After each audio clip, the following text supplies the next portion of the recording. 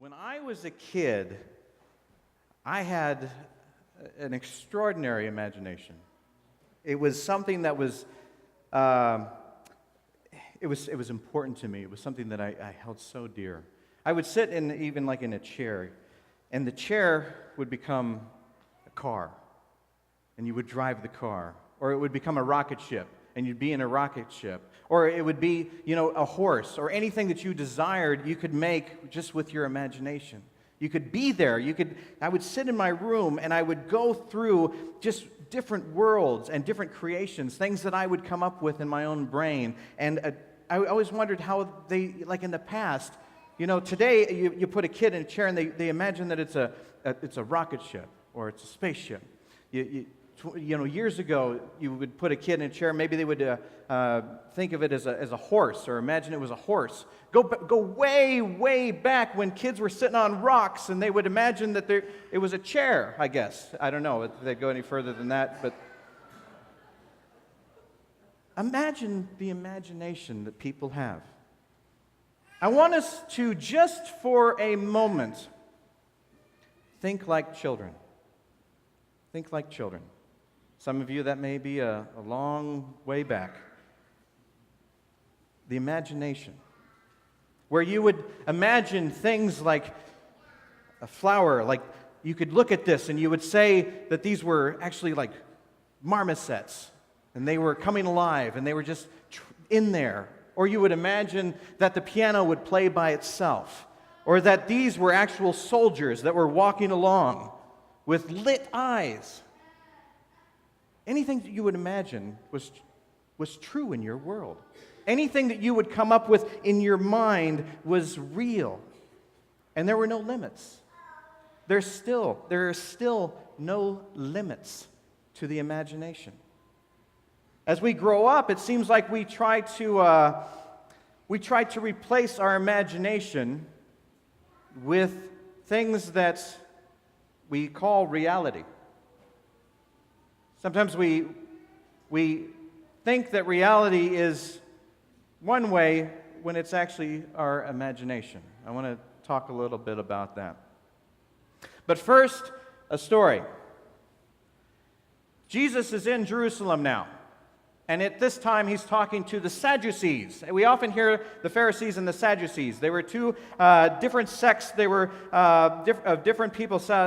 We went over that once before. Basically, the Pharisees were really about rules, and they believed in the afterlife, where the Sadducees did not believe in the afterlife. They believed in basically the laws, the books of Moses, and they didn't read anything further, and there wasn't anything about resurrection in those books, so they didn't believe that it was true. But the two factions have now teamed together with their main goal is to humiliate, bully, and eventually kill Jesus.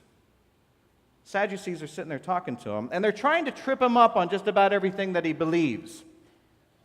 And they said, in the book, the Old Testament, they didn't call it the Old Testament then, but we'll just call it the Old Testament. It was the law that if a guy was married to a woman and they didn't have any children, then if the guy died, then it was the brother of that guy, his duty to marry that woman and have children so that the guy that was dead could have offspring. You follow me there? So it's very confusing. It's going to get worse here because they're trying to trip him up there. They said, "So, Jesus, what happens if there are 7 brothers? 7 brothers. The first brother gets married, and he dies. They don't have any children. And so the other brother comes in, and he does the rightful thing. He marries the bride. They don't have any children, and he dies. This continues on 7 times. 7 times this woman's been married to the brothers, no children, all of them dead. So if there's a resurrection, who is this person married to?" Anybody know? It's kind of one of those things, where it involves math, so I traditionally stay away from it with everything I have. But Jesus looks at him, and he's basically, I'm going to surmise this a little bit. He basically says, you're looking at it as if life here, that the resurrection merely just means that it continues there. And it really doesn't. We recognize the people. I do believe that we recognize the people. I do believe all of that. But he says, in the afterlife, people don't even discuss marriage because people live forever. Exactly. They sing. They live forever. They talk as if they're angels, as if it's eternal. You don't understand what the afterlife really is like. And he said, and also you're failing to miss the point here. You're talking about the dead, but when God presented himself to Moses, he said that he was the God of Jacob and Isaac. He talked about the people. He's the God of the living. Now, see, what was so hard about this is that the Sadducees were the people that lived in fact. They just wanted to live in fact. So this rule said that it didn't happen this way, so they were stuck in this world. And as I read this passage, I find myself really feeling sorry for them. Because they couldn't expand their thought. They couldn't expand anything that they were doing. When Jesus was trying to basically tell them, it's nothing like what you can imagine. It's nothing like you can imagine. And then when I read that, I think back, when Jesus said, let the children come to me, because you have to be childlike in order to grasp the kingdom of heaven, in order to understand it. You see, it's about imagination. It's about dreaming. It's about thinking beyond what we see. It's about knowing that things are going to get better. Today we use our imagination. I'll tell you how we use our imagination. I'll tell you how I sometimes use my imagination. I'm a guy that I can worry a lot, I always tell people it's part of my Jewish bloodline. I can worry. They had a lot to worry about. People were always trying to kill them. So if something happens, if someone says, hey, today we're gonna go on vacation. We are gonna go to Disneyland. My first thought is, oh great, I'm gonna go on a ride. I'm gonna get sick. I'm gonna sit someplace. It's gonna be sticky. It's insanitary. There's germaphobe. Things are gonna be bad. The trip's gonna be bad. I'm gonna probably be the guy that sits next to that one guy on the plane that's annoying. And what is it, like a 6-hour flight? Oh, my life. Takes imagination to go negative, doesn't it? You see, we have the ability, everything that we imagined, all of those worlds that we imagined when we were a kid, when we would take things and pretend that they were other things, and we would create these marvelous worlds. We still have that. We still have that within us. Christ is challenging us to imagine the positive. To imagine something bigger and better than what we know. That's where our imagination is born as we are a child. And I tell you, if you have children, please do whatever you can to nurture that imagination, to let them play. Give them a stick of wood and say, go nuts, kid. Don't just plant them in front of the TV where all the imagination is supplied for them. Give them just a rock and say, what is this to you? I'll tell you what it is to me. It's a turtle. It's a spaceship. It's a bus. It's an entirely different world. Use that imagination because you're going to need it. Because what that imagination does is it helps us. It is an exercise to help us turn the imagination into faith. You see, faith is believing in things that we cannot often see. Sometimes there's a quote, and I hope I'm not butchering it, but it said, the things that are most essential are the things the eyes cannot see. And that's true. You see, Jesus was all about teaching that it's not about this, it's about this. And in order to really understand that, you have to take a stretch of imagination. You have to take a stretch of faith. I remember being a kid in my room. My room was it was my solitude. It was just fantastic. My thing that I loved to do when I was little is I had puppets.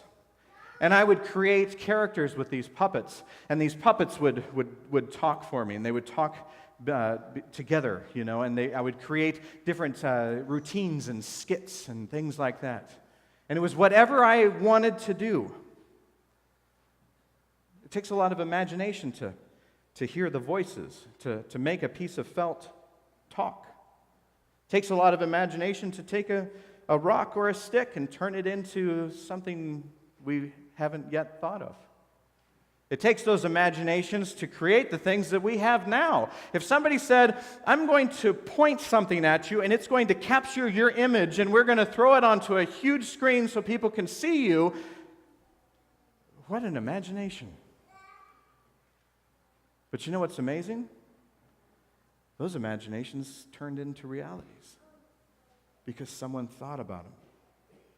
Someone saw, if we take this and we take this metal and we turn it into something, we won't have to sit on rocks anymore. We can actually sit on this. And then imagine if we could fold it up and take it with us when we leave. Or imagine if we can have something in our pocket that can communicate with the rest of the world. 20 years ago, somebody had to say, you're stretching that imagination a little bit farther, because you're saying that on this I can not only call people, but I can actually play video games, I can count my calories, I can see where I'm at in the store so I can find my way out, I can go on social media and see how bad people are talking about me. I can do all that. Just imagine. Without imagination, it won't exist. That's a very expensive phone.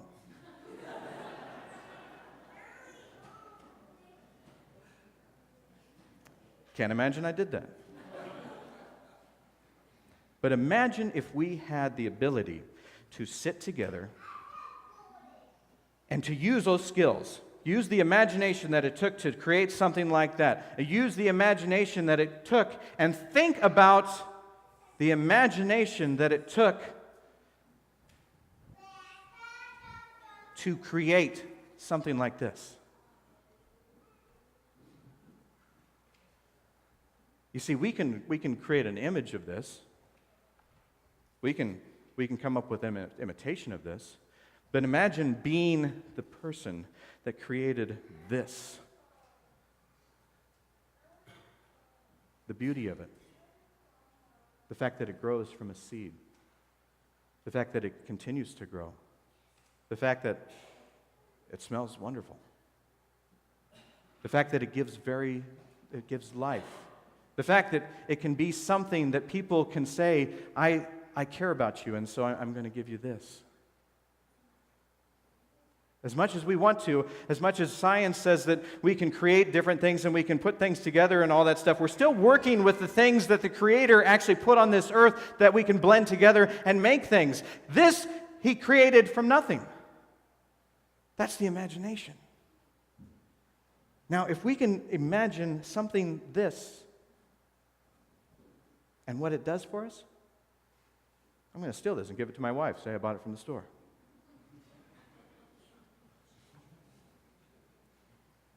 If we can imagine a creator that can build things like this, then maybe we can imagine a creator that did something like that for us. Just imagine. You see, with just a little trick of the imagination, that's not a cross. With the little trick of the imagination, that is God with His arms open, saying, it is going to get better. Just imagine. Just have the faith. Turn that imagination into an image of faith. If you want to view paradise, simply look around and view it. Want to change the world? There's nothing to it. Just imagine.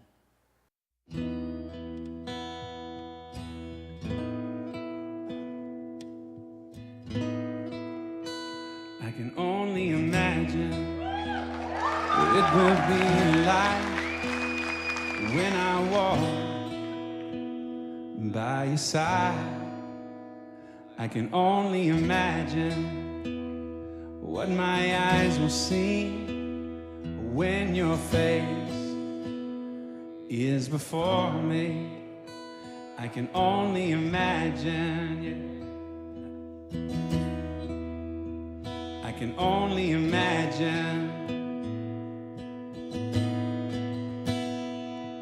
Surrounded by your glory, what will my heart feel?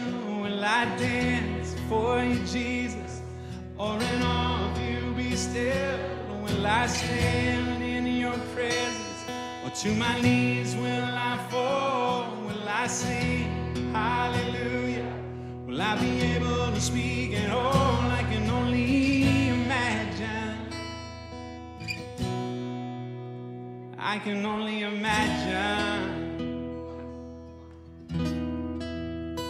I can only imagine when that day comes and I find myself standing in the sun. I can only imagine when all I would do is forever, forever worship you. I can only imagine, yeah. I can only imagine. Sing it loud. Surrounded by your glory, what will my heart feel? Will I dance for you, Jesus? Or in all of you be still? Will I stand in your presence? Or to my knees will I fall? Will I sing hallelujah? Will I be able to speak at all? I can only imagine. Yeah, I can only imagine. Yeah, surrounded by your glory, what will my heart feel? Will I dance for you, Jesus? Or in all of you be still? Will I stand in your presence? Or to my knees will I fall? Will I sing I can only imagine. Yeah, I can only imagine. Yeah, I can only imagine. Oh yeah, I can only imagine. I can only imagine. Oh yeah, I can only imagine.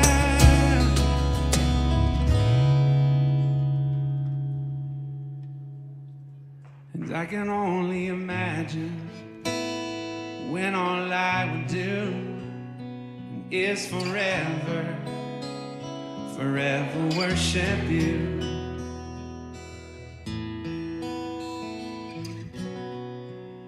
And I can only imagine.